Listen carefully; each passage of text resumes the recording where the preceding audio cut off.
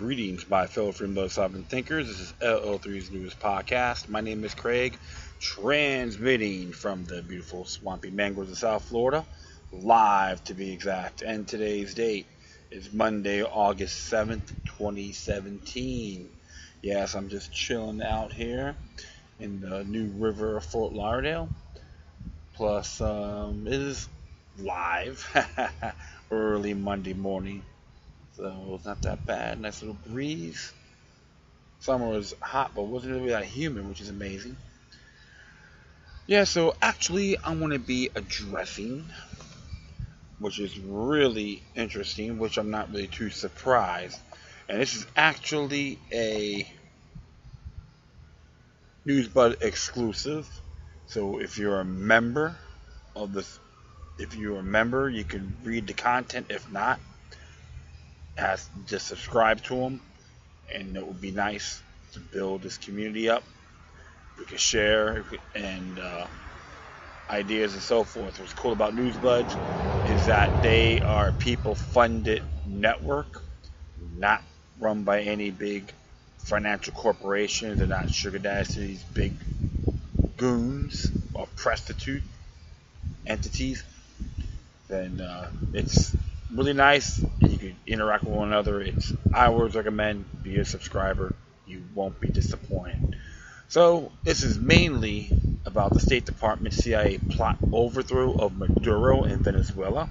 It was written by Kurt Nimmo. If you're familiar with his work, he has a website called Another Day in the Empire. He's involved with newsbuzz.com and was a former editor. I think he was an editor for Infowars.com. Let me just verify that.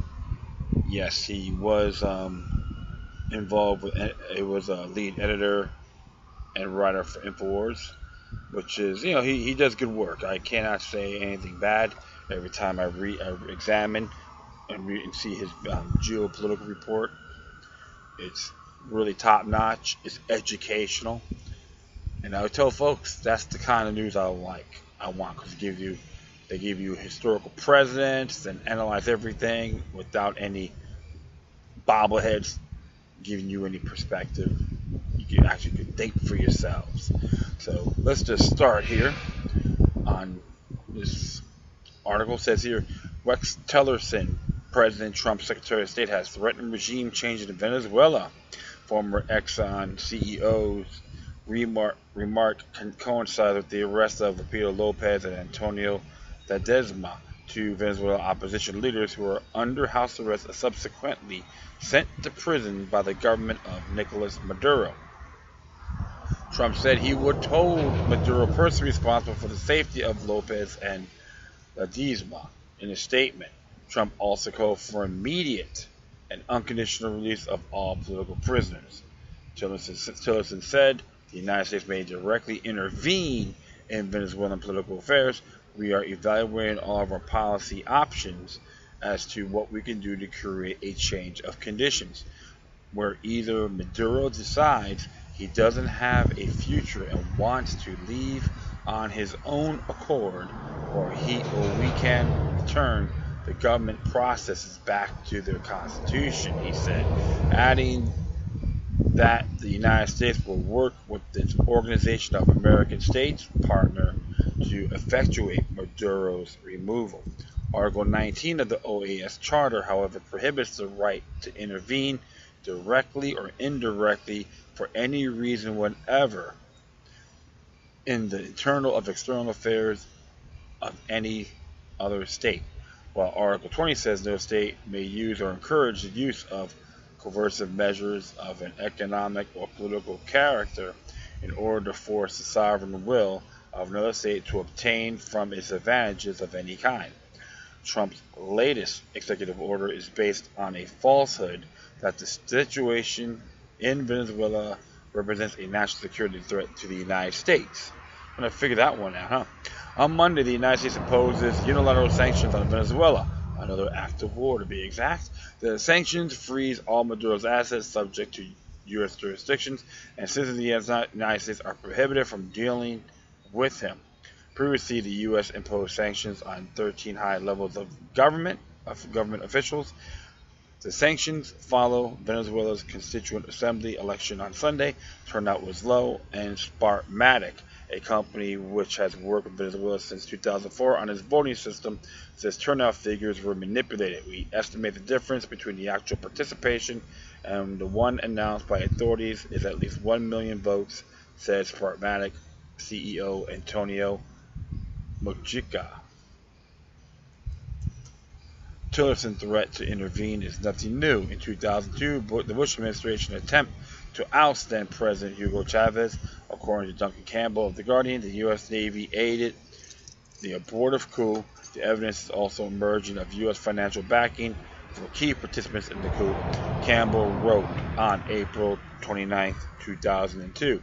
Campbell cited Wayne Madsen, a former intelligence officer with the Navy. Madsen said American military attaches have been in touch with members of the Venezuelan military to examine the possibility of orchestrating a coup, according to the newspaper. Venezuelan National Assembly member Roger Bordone, and there's someone driving by the bridge, accused the U.S. ambassador to Venezuela, Charles Shapiro, and the two U.S. Assembly military attaches of plotting with the opposition to overthrow the recently elected Chavez, according to Mark Pilzik and Jennifer Accord Roundtree, authors of Who Benefits from Global Violence and War, Uncovering a Destructive System. Rodon said two military officers, James Rogers and Ronald McCammon, were at the Frude Tiona military headquarters and with coup leaders during the night of April 11 through 12. We saw Ambassador Shapiro leaving Miraflores Palace, all smiles and embraces, with the dictator Pedro Camara Estanga. His satisfaction was obvious. Shapiro's participation in the coup d'etat in Venezuela is evident, Rodon said. Coup d'etat. Okay, that's all I gotta say. Sorry about that. The coup managed to displace Hugo Chavez in 47 hours. He was reinstalled with the help of military loyalists and support from the country's poor. Carmona, a Venezuelan trade organization leader, met with then Secretary of State Colin Powell in Bogota in December 2002 during the Venezuelan general strike of 2002 to 2003. See Eva Gollinger, the adaptive U.S. intervention machine in Venezuela. The Observer reported that senior U.S. officials were involved in the short-lived coup. Elliot Abrams, guilty of multiple felony counts in the wake of the Iran-Contra affair, was involved in the coup. Abrams was appointed by Bush to the post Special Assistant to the President and Senior Director for Democracy, Human Rights, and International Operations at the National Security Council, an ironic appointment considering his history. He enabled death squads in Central America and praised General Efrain Rios Montt, the Guatemalan dictator responsible for murdering thousands of indigenous people in the 1980s. According to reports of the United Nations, between 1960 and 1996, Guatemala more than 20,000 died or were subjected to forced disappearance. Over 80% of the Mayan indigenous population. Note Taylor Lewis and Kate Turan. And here's another thing too. It was gun control, okay? Victimless armament that made it happen because the people over there at Guatemala couldn't really defend themselves because the government knew best. Just to give you that fact. Alright. You can look it up. Don't be shy. Carmona and Otto Reich met with the Bush administration prior to the coup. Reich is a former senior official in the administrations of the presidents Ronald Reagan, George Herbert Walker Bush, and George W. Bush. In addition to serving as ambassador to Venezuela, he held a position of assistant administrator of the U.S. Agency of International Development, a documented regime operation change. During his term as director of the Office for Public Diplomacy, he colluded with Reagan's national security aide, Colonel Oliver North, in the White House. Maduro was responsible for illegally selling weapons to Iran and channeling the profits to the Contras attempting to overthrow the government of Nicaragua. He was indicted on 16 felony counts. A conviction on 3 counts was subsequently vacated on appeal in 1990. The Bush administration used the National Endowment for Democracy, also known for its expertise in regime change, to funnel more than $115,000 to the Venezuelan opposition. The endowment was issued by the American Center for International Labor Solidarity, the international division of the AFL-CIO, and went to the Confederations of Venezuelan Workers. The union staged work stoppages and other actions as part of the effort to unseat Chavez. The union was headed up by Carlos Ortega. He worked with Carmona to overthrow the Venezuelan president. Additionally, the Democratic Institute for International Affairs was given a $210,500 grant to promote the accountability of local government. The International Republican Institute, which has an office in Venezuela,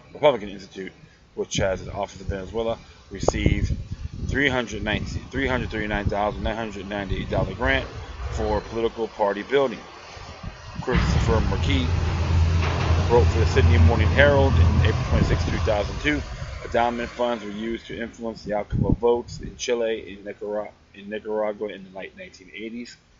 The attempt to remove Maduro and install a government more amenable to Washington and Wall Street is being assisted by the CIA, according to Trump's director agency, Michael Pompeo. In July, Pompeo said he was hopeful that there can be a transition in Venezuela, and the CIA is doing its best to understand the dynamic there. Like, okay, open it up, I see.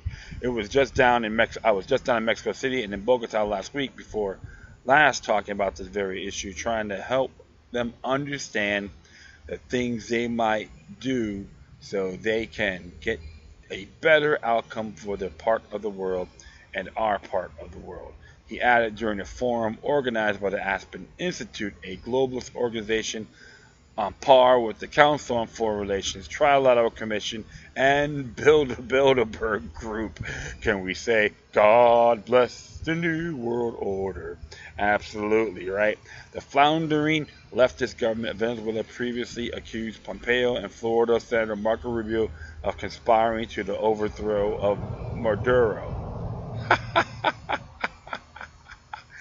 Hey, Marco, you're going to go on the front line of battle? You should go on the front line at that coup attempt in Venezuela and forget your mirror and your flamboyant underwear, okay? So I will continue on here.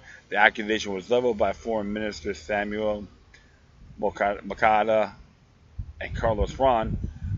The charges de affairs of the Embassy of Venezuela. What this group is trying to do with Venezuela is basically divide the government, recognize other leaders, and foment a conflict with the Venezuelans. Ron told reporters in Washington last month, this is absolutely unacceptable. Tillerson remarks on regime change shouldn't be taken lightly. The proven oil reserves in Venezuela are recognized as the largest in the world, totaling 297 barrels, surpassing that of Saudi Arabia. Moreover, the country has oil sands deposits similar in size of those of Canada and approximately equal to the world's reserves of conventional oil.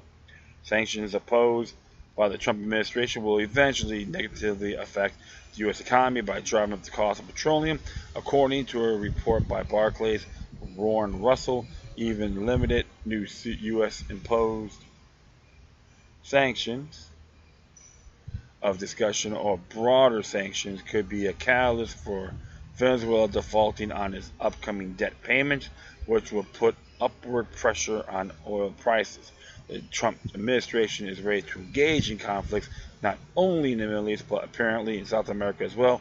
Trump campaigned as a non-interventionist, but so far he has demonstrated a willingness to outdo even the neocons in meddling affairs of other nations.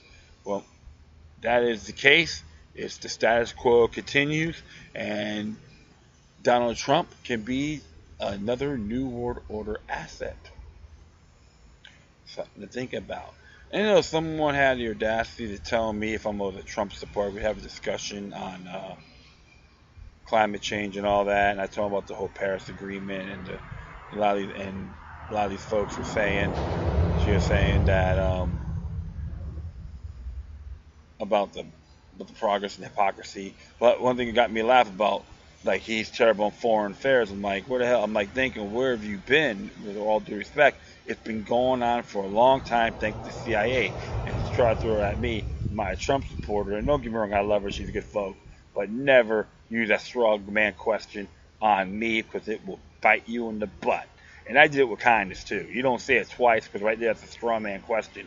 You're just assuming. You don't assume or guess or play kind of, sort of. We have an honorable discussion, then we get taken from there. Using this little knick-knack rhetoric is just a turn-off for me. I got that look like I have to go super slow and say "no." No. Come on, grow up. But like I said, I'm not condemning, but things you don't say at an honorable discussion. And it's been proven, too, in other articles in there that the United States has been meddling with the affairs of Venezuela. Coup attempt a few times by the CIA. So this is not good. It's unhealthy. And it does contradict the time presidential candidates, Trump's campaign. Am I surprised? No. Do I follow the hype? No. Did I probably praise this man? He's the best thing since sliced bread? No. Because you have to look at everything across the board. And yes, if I commend him for certain things he supports, yeah, I'll be very fair. There's times I'm disappointed with him as well. But the thing is this: the United States need to not get involved in Venezuelan affairs or any other foreign entanglements. Okay, we gotta stop playing the nanny or the empire. So that's just how I have to look at it. That's how I see it. I'm going to add this law again, Venezuela Defense of Human Rights and Civil Society Act of 2014, which was signed by President Obama. I talked about the interventions and so forth, direct the U.S. to impose U.S. assets blocking and U.S. exclusion, sanctions against any persons, and all that good stuff.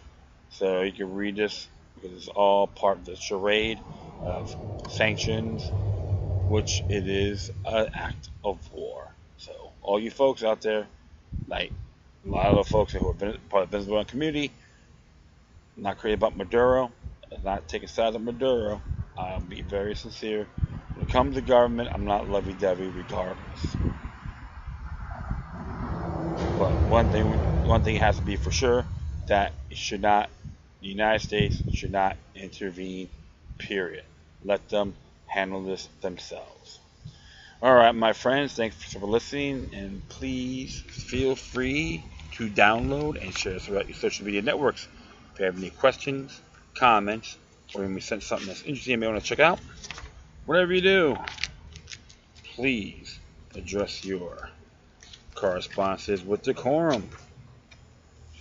And you can hit me on Facebook, Twitter, Google+, Spreaker, iHeartRadio, Tumblr, YouTube, Scene.life, Minds.com, FutureNet.club, Freedoms Network, and Patreon.com/LookYouLook3 if you want to be a patron or a donor.